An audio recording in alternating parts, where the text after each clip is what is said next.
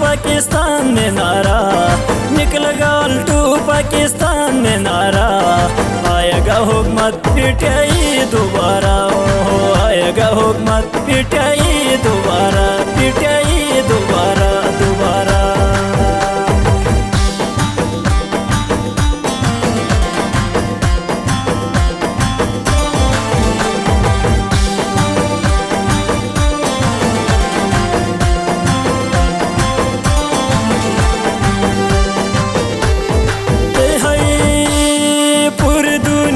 दिलो जान इमरान खान पूरी दुनिया ते दिलो जान इमरान खान हन पाकिस्तान नया इंसान हन पाकिस्तान नया इंसान जाएगा लंदन नवाज शरीफ हमेशा आएगा हुकूमत पिटाई दोबारा हो आएगा हुकूमत पिटाई दोबारा ओ पिटाई दोबारा।